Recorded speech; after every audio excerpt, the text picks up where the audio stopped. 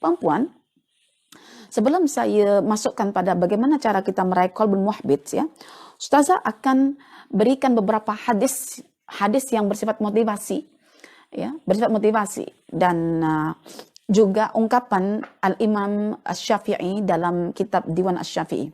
Oke, baik.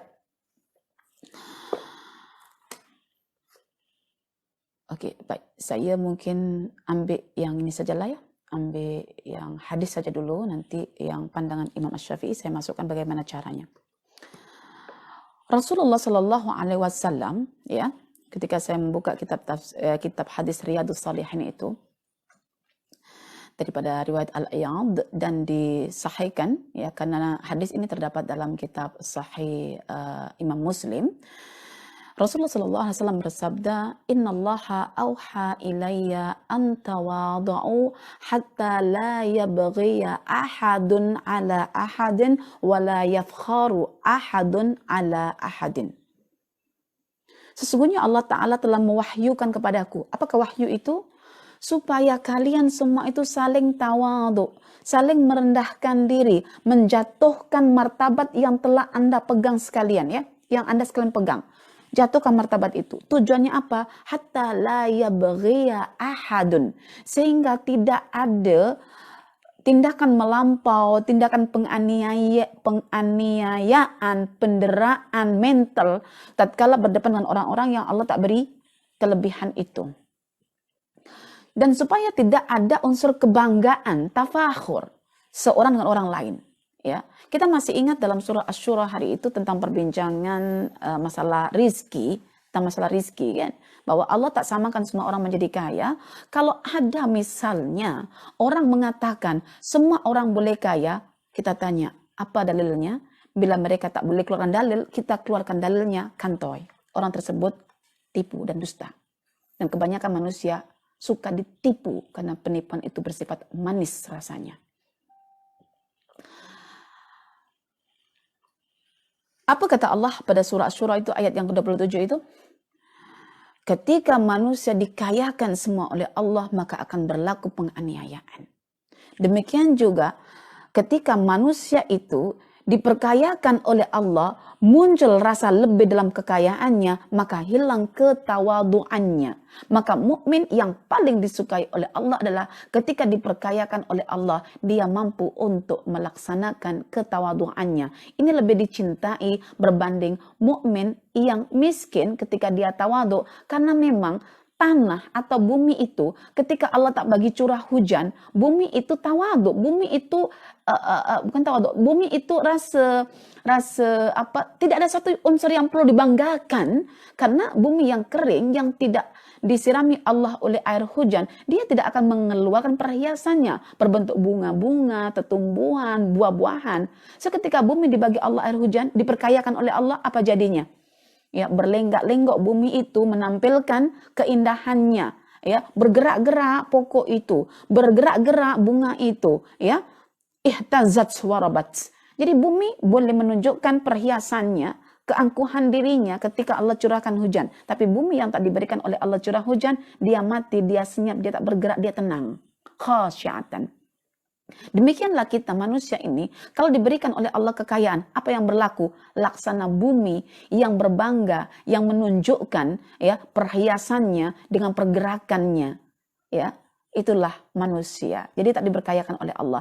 Sungguh orang yang kaya, tetapi ketika dia faham tentang makna muhbits, dia akan berusaha untuk menginfakkan harta dia kepada orang yang memerlukan. Artinya tak digunakan untuk kebanggaan. Nih, kau tengok rumahku besar, aku berjaya. Jom ikut aku akan kayakan engkau. Itu sudah lepas daripada qalbun muhbits.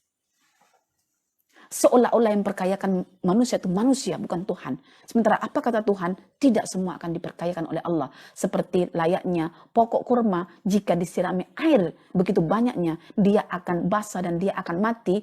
Ya, sementara kalau pokok sawi, tanaman sawi, dia perlu siraman air. Demikianlah Allah mengkadarkan rezeki itu tak sama rata. Maka kalau ada orang katakan semua orang boleh sama kaya, itu telah menyelisihi firman Allah. Dan ketika diberi teori Al-Quran tak mau terima, lagi teruk hidupnya nanti. Ya. Apa kata Ibnul Jauzi dalam kitab Saidul Khatir? Sungguh orang-orang yang sombong di hadapan kebenaran Al-Quran, tak mau menerima teori-teori Al-Quran, maka Allah akan jadikan hidupnya di akhir hayatnya hidup dalam keadaan lupa dan bercampur dengan najisnya sendiri tanpa tahu itulah najis.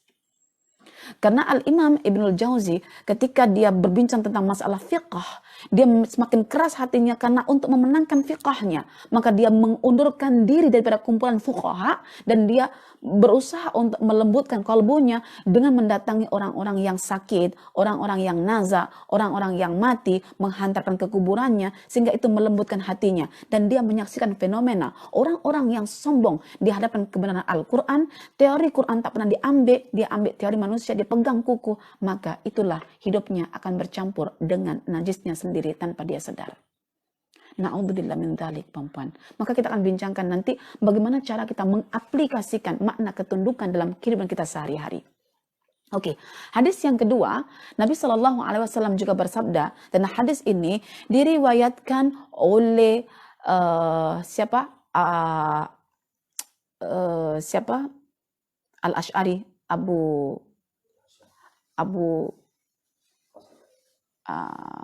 siapa? Wallahu a'lam, saya lupa ya. Abu Musa al-Ash'ari ya. Hadis ini diriwayatkan oleh Abu Musa al-Ash'ari dan disebutkan oleh Al-Imam At-Tirmidzi dalam kitab Sunannya dan disahihkan oleh Al-Albani dalam kitab Irwaul Ghalil. Rasulullah SAW bersabda, Allahumma ahyini miskinan wa amitni miskinan wahsyurni ya fi zumaratil masakin yaumal qiyamah. Ya Allah, tolong hidupkan aku dalam keadaan miskin, matikan aku dalam keadaan miskin, himpunkan aku dalam lingkaran kumpulan orang miskin pada hari kiamat nanti. So, miskin ini jangan kita maknai dengan makna literally. Karena orang yang ahli hikmah, kata-kata dia itu penuh dengan kiasan.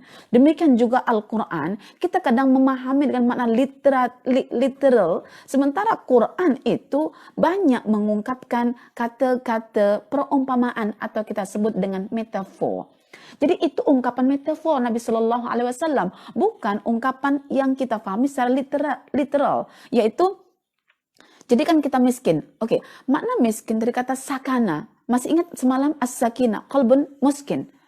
Qalbun yang sakina itu qalbun yang mati, yang tidak bergerak, duduk kat situ. Jadi Rasulullah Shallallahu Alaihi Wasallam itu minta pada Allah agar dihidupkan atau dimatikan dalam keadaan miskin. Miskin artinya tawadhu. Tidak ada unsur untuk membanggakan diri sehingga hilang ketawaduan diri itu. Ya, Rasulullah sebagai seorang kepala keluarga, sebagai kepala negara, sebagai nabi ya yang memegang ar-risalah, bagaimana sikap beliau ini terhadap istrinya, terhadap sahabatnya. Rasulullah tanggalkan kedudukan ini dalam berinteraksi, tetapi tetap memegang tanggung jawab dalam interaksi itu sebagai seorang raja, seorang kepala negara, sebagai panglima perang, sebagai kepala keluarga, sebagai juga mufti, sebagai juga seorang nabi dan rasul. Subhanallah. Ketika kita sebagai seorang CEO nanti misalnya, boleh tak tanggalkan gelaran CEO, tapi tetap boleh berinteraksi dengan staf yang lainnya. Subhanallah. Nanti kita akan bincangkan. Oke, jadi hadis itu dimaknai secara metafor. Artinya Nabi SAW minta diberikan kehidupan yang penuh tawadu. Karena tawadu itu kebanyakannya dimiliki oleh orang-orang miskin. Orang miskin, apa yang nak dibanggakan? Maka ketika ada orang miskin, lalu dia sombong, takabur, itu sangat dimurkai oleh Allah berbanding orang kaya yang takabur. Orang kaya yang takabur dimurkai oleh Allah, tetapi ada motif untuk takabur, jadi dimurkai oleh Allah. Tapi yang tak ada motif, lagi dimurkai oleh Allah. Itulah orang-orang miskin. Maka Rasulullah mengambil spirit kemiskinan, yaitu hilang yang namanya keangkuhan, kesombongan, menjadi ketawaduan karena tidak ada unsur yang perlu untuk dibanggakan. Oke. Yang ketiga, bagaimana? Bagaimana caranya Ustazah untuk meraih qalbun muhbit? Caranya tidak lain tidak bukan adalah melalui Al-Quran di sini. Kita cek ayat ini, jadi bila kita cek ayat ini, ternyata Lafaz fatukhbita lahu qulubuhum itu diletakkan selepas lafaz fayu'minu bihi. Artinya, untuk meraih qalbun muhbit itu, kita memerlukan yang namanya iman. So, kita akan bertanya, bagaimana cara kita membina iman itu?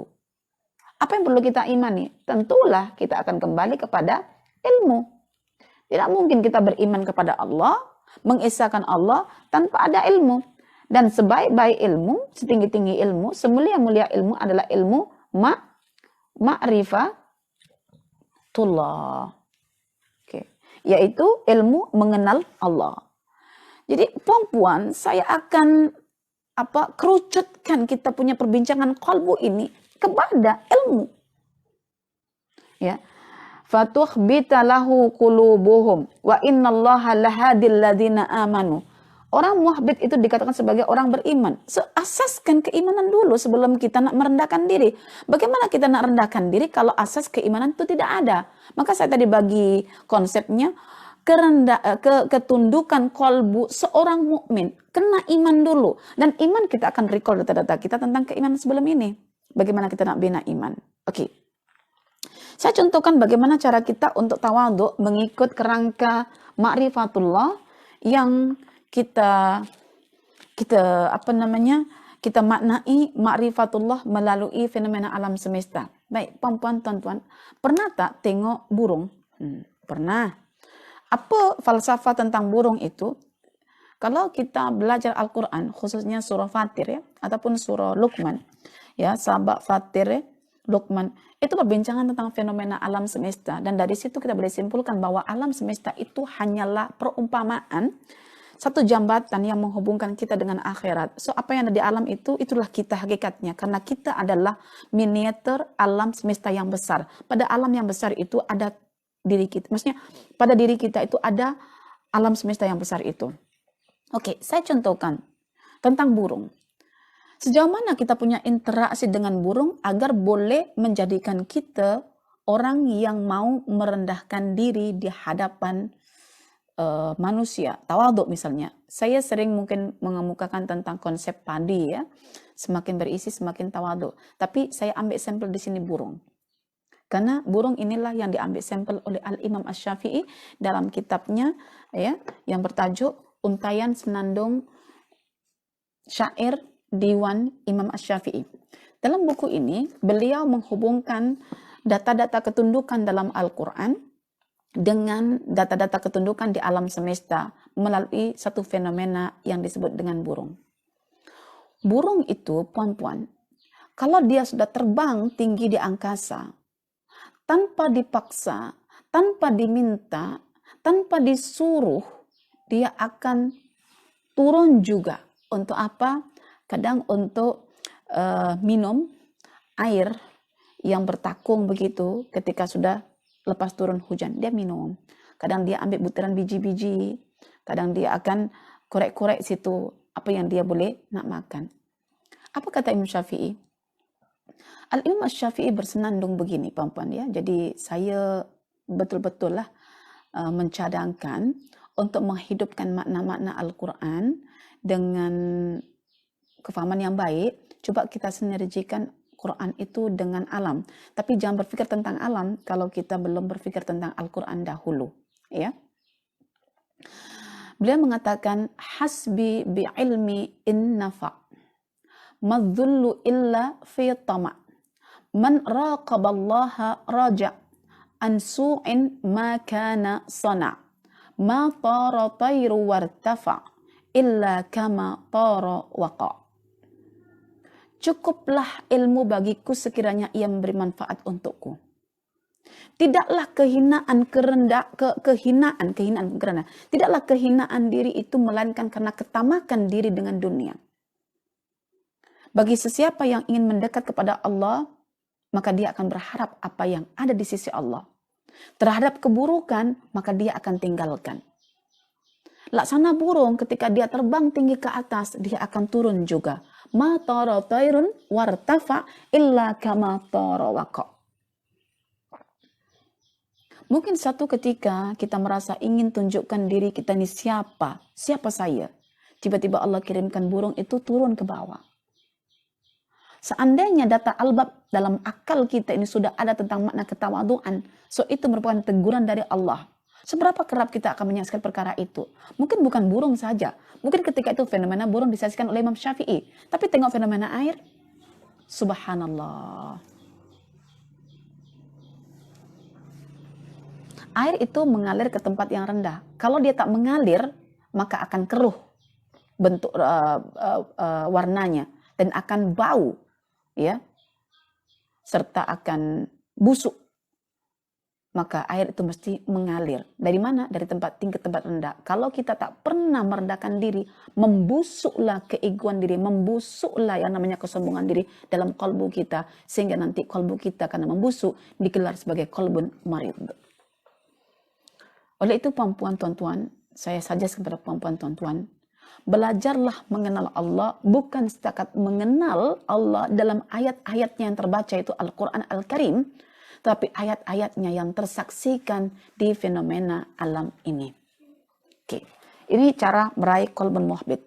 Baik, yang keempat, mungkin kita akan bertanya, Ustazah, saya sudah paham tentang qalbun muhbit ini. So, secara aplikasi dalam kehidupan kita sebagai seorang staff ke, sebagai seorang bos ke, sebagai seorang peniaga yang sukses ke, sebagai orang kaya ke, sebagai seorang presiden ke, sebagai seorang ibu ke yang punya anak, sebagai seorang guru yang punya murid-murid.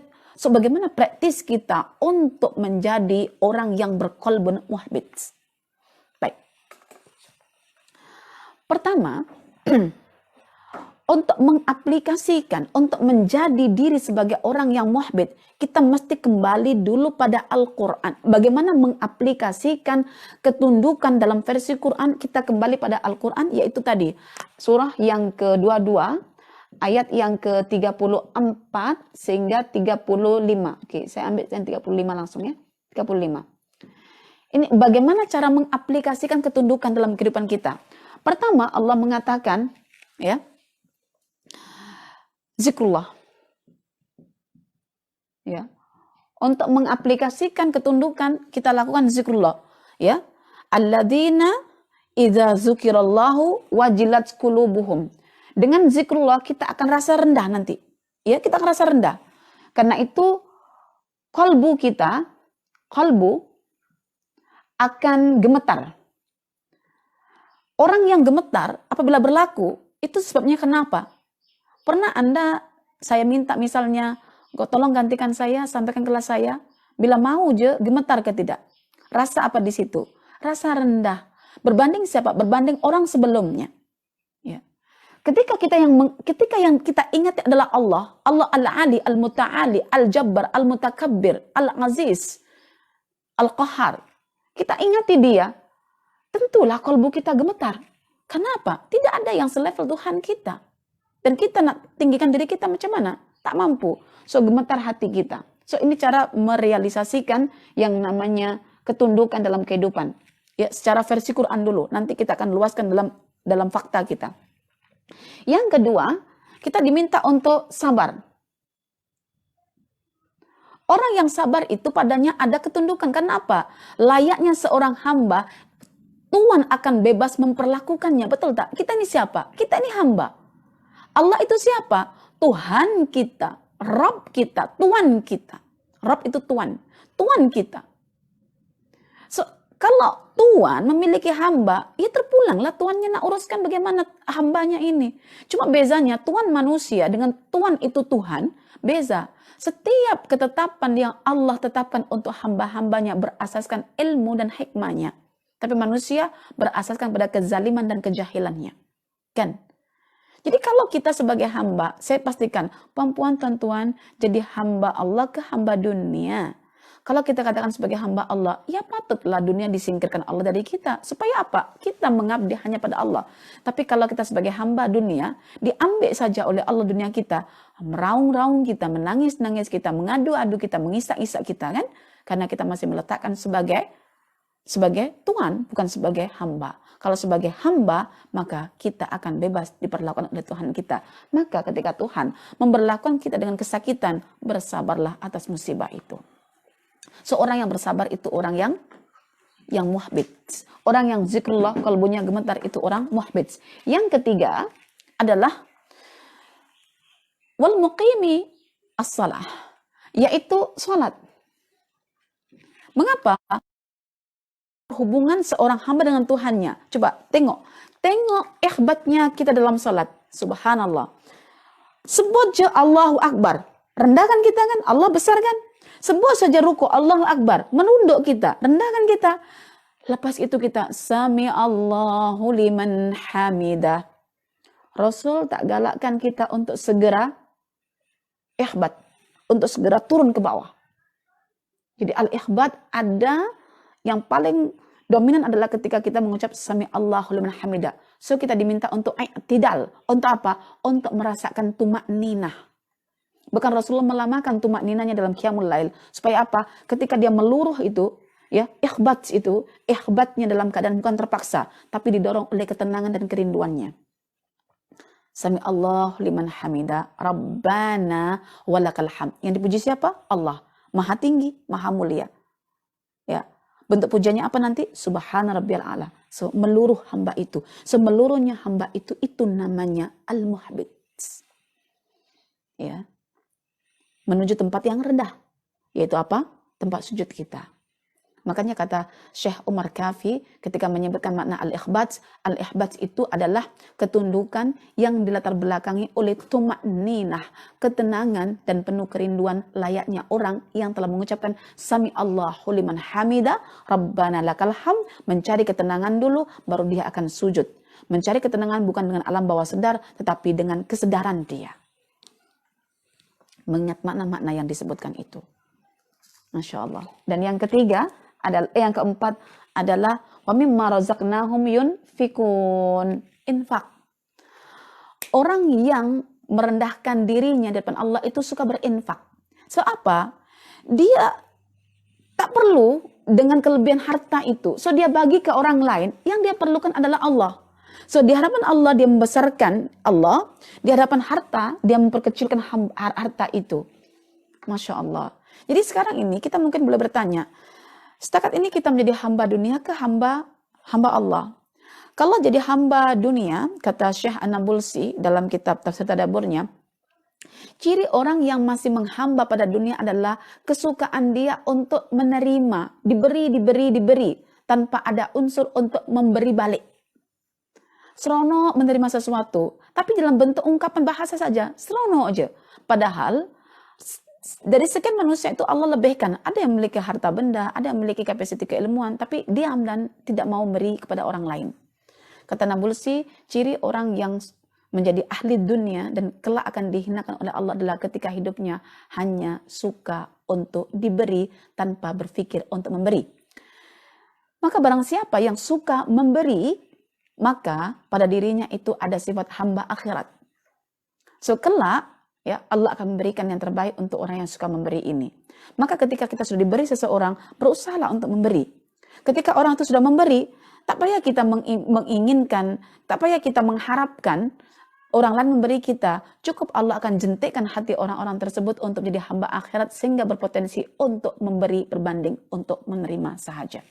Oke.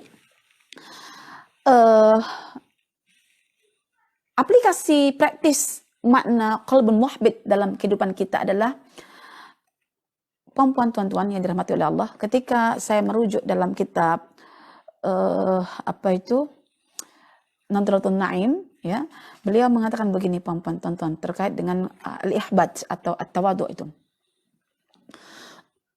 Untuk mengaplikasikan atau untuk memaknai qalbun muhbit, pertama, jangan pernah melawan nas-nas agama yang berbentuk Al-Quran dan Sunnah ketika bertentangan dengan persepsi kita.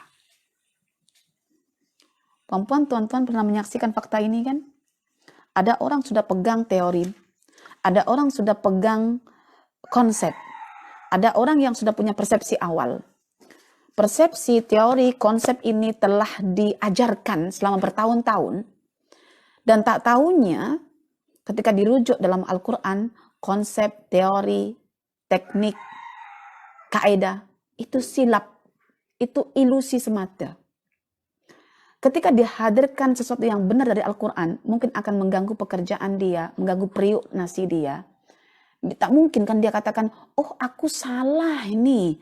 Tapi bagaimana nak bagi tahu audiensku yang begitu banyak sebagai seorang public figure yang sudah diiktiraf sebagai seorang trainer terkenal, coach terkenal, motivator terkenal, yang Muslim tetapi nak basic Islamik, tak ada Quran tapi letakkan itu Islamik, tapi ketika diberikan teori Quran, dia tak boleh nak kata, nak tolak sebetulnya. Tapi kalau nak terima pun, menjejaskan dia punya kedudukan sebagai seorang yang diiktiraf. Pernah mendapati profil semacam ini? Inilah pentingnya kita belajar qalban muhabbit. Jangankan itu perempuan, kita punya kedudukan tinggi di rumah tangga sebagai seorang ibu. Ketika kita marah-marah misalnya, ternyata anak kita mengucapkan apa? Wal kadhiminal ghaidha wal 'afina 'anil nas, mama. Adakah kita tunduk di hadapan kebenaran Al-Quran yang anak kita perkatakan itu? Atau kita kata, sudahlah, kau masih kecil, tahu apa engkau? Pergi mana sana dah? Coba. Ego kita belum kita tundukkan. Karena itu puan-puan, tuan-tuan, kalau untuk mencari kebenaran, setiap persepsi kita yang belum dibina oleh Al-Quran, tolong kita tanggalkan, dan jangan sekali-kali kita mendengar Al-Quran adalah untuk mengukuhkan teori kita. Sebagai seorang konselor misalnya, ketika dirujuk oleh banyak manusia yang bermasalah dalam kehidupannya, saya pernah belajar pada seorang konselor, dia kata, Soleha, ketika saya attend kelas Quran, saya coba nak letakkan saya punya konsep dan teori counseling. Sebab kalau saya letakkan dalam diri saya tetap, oke, teori itu saya akan ambil untuk jas saya punya, teori Quran itu saya ambil untuk jas saya punya teori. Itu saya letakkan di samping saya. Ya, sekiranya teori Quran itu adalah benar, maksudnya benar, dan apa yang saya teorikan itu juga menepati, sesungguhnya bukan Quran itu yang akan menepati teori kita, tetapi teori kita itulah yang kita akan katakan untuk ditepatkan pada Al-Quran. Kan lain kan? Jadi Quran bukan diikuti, bukan untuk mengikuti, tapi Quran itu mencoba meletakkan dirinya agar di-follow, ittiba, diikuti. Ya, bukan Quran itu nak benarkan teori kita, bukan. Karena itu belajar tentang ketawaduan, tentang muhbit, tentang ihbat ini, kita tanggalkan kita semua punya teori itu, tesis itu, ya. Karena Quran tidak pernah mengikuti teori kita, tetapi kita akan mengikuti Al-Quran. So, tanggalkan dulu. Bila ternyata Quran yang kita fahami dengan metode yang benar itu menjelaskan tentang sesuatu yang benar, so kita follow. Sama ada teori kita itu menepatinya ataupun tidak, itu terpulang. Tetapi yang jelas, Quran berdiri sendiri walaupun tanpa ada teori lain yang menepatinya. Subhanallah. Ada yang sudah buat tesis misalnya, ya, sudah divaivakan, ternyata silap. Apa sumbangan kita? Betul kan, karena tesis itu akan dibaca orang. So itu pentingnya dalam Viva itu yang menguji, karena berkelayakan dalam ujian itu bukan semata formality. So dia akan menjejaskan teori kita ini akan diaplikasikan pada orang-orang lain yang menganggap, oh sudah PhD dan lain sebagainya. So kita luruskan balik. Itu pertama yang dibincangkan dalam kitab Nadratun Naim mengenai ketawaduan. Jadi kita kena berdepan dengan nas Al-Quran dan terima nas Al-Quran itu dan tepikan semua teori konsep yang kita telah bina, persepsi yang telah kita ada, kita kembali pada Al-Quran. Oke?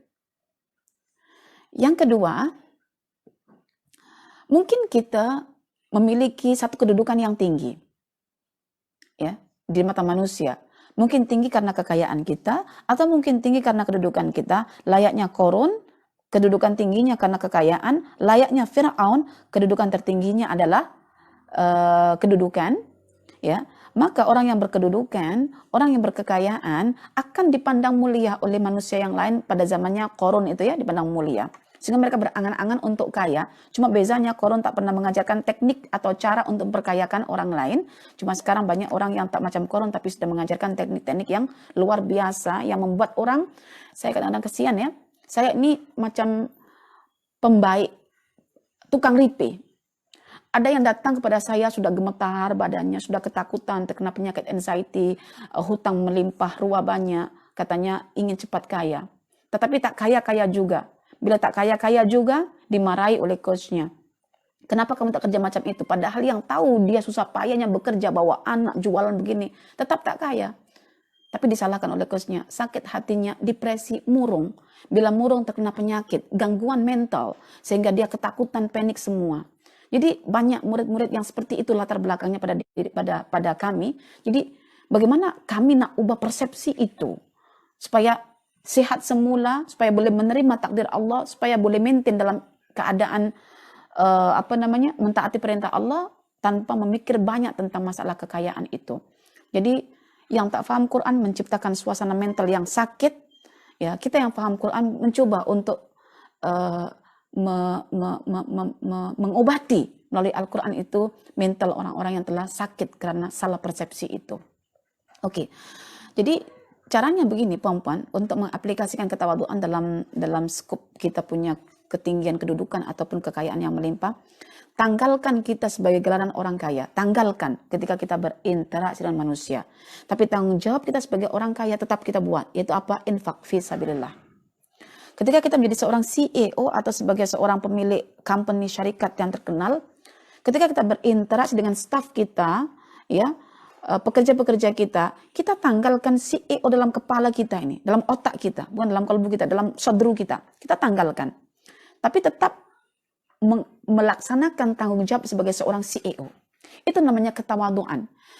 Yang masalah hari ini adalah ketika manusia persepsinya tak dibina oleh Al-Quran, cenderung mengagungkan, memuliakan, menghormati orang yang berkedudukan. Seandainya orang yang berkekayaan, seandainya kita paham Quran, kita tak menghargai manusia melalui kekayaan dan kedudukannya, tidak ada orang berkejar-kejaran untuk mencari kekayaan. Karena nak kaya dihormati orang. Siapa yang menghormati? Orang-orang yang awam yang tak tahu tentang perspektif Al-Quran, sehingga munculnya tafakhur, kebanggaan, munculnya takasur, bermegah-megahan, itu karena ada objek yang tak paham Quran, yang sentiasa menghormati kalau orang itu kaya.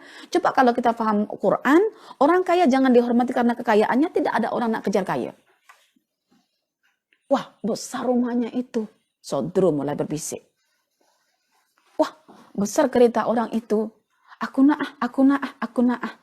Sehingga ini mencipta potensi orang untuk tidak memiliki qalbun muhbit. Coba kita anggap biasa aja orang yang kaya yang punya kereta-kereta mewah itu. Biasa aja. Apa yang kita hormati adalah pemikiran orang tersebut walaupun duduk dekat rumah setinggan sekalipun. Ya, kita hormati pemikirannya karena esensi kita adalah kalbu kita bekerja untuk memikir, maka kita hargai manusia karena pemikirannya, dan setinggi-tinggi pemikiran adalah pemikiran tentang Allah, tentang akhirat, tentang siapakah Allah, tentang tujuan kita untuk berdestinasi menuju Allah Subhanahu wa taala. Itu cara kita, dan saya menemukan profil seorang yang punya kedudukan dekat university. Profil orang yang punya kerjaya yang mapan tinggi dekat university. Tetapi ketika berinteraksi dengan orang di bawah, dia sanggup misalnya nak berjual buku bekas bersama orang-orang yang rendah di bawah. Ketika orang tahu, Prof jual buku murah-murah begini ke? Tak apa. Macam tidak ada sekat antara dirinya sebagai seorang profesor dengan orang di bawah. Mungkin puan-puan tuan-tuan nak kenal saya dulu siapa. Saya penjual buku misalnya. Apa salahnya berjual buku? Ya, kita dikatakan, ustazah ke itu. Sampai ada orang mengata pada saya, akak jual buku ke? Iya, saya jual buku. Saya ikuti seminar-seminar yang lain tuh. Tapi orang itu mengatakan, tapi saya tak nampak akak sebagai penjual buku. Saya nampak akak sebagai seorang lecturer. Saya diam. Jadi apa yang saya nak sampaikan itu adalah untuk membina qalbun muhbit, Allah akan bagi dulu kelebihan. Adakah kita boleh menundukkan kelebihan itu di depan Allah? Ketika kita berinteraksi sosial, itu namanya qalbun muhbit. Dan hanya orang-orang yang mengenal ketinggian Allah saja, dia mampu untuk menempatkan kedudukannya tatkala berinteraksi dengan sama manusia. Layaknya seorang khalifah, Harun ar-Rasyid duduk bersimpuh bersama rata di hadapan rakyatnya ketika belajar tentang ilmu hadis di hadapan Al-Imam Malik. So kita siapa? Bukan khalifah. Tapi siapa Harun ar-Rasyid? Seorang khalifah. Bagaimana perilaku dia? Boleh sama rata, boleh jatuhkan martabat dia, tetapi tetap memegang tugas sebagai seorang khalifah. Wallahu a'lam bissawab. Aqulu qawli hadza wa astaghfirullah li wa lakum. Wassalamu alaikum warahmatullahi wabarakatuh.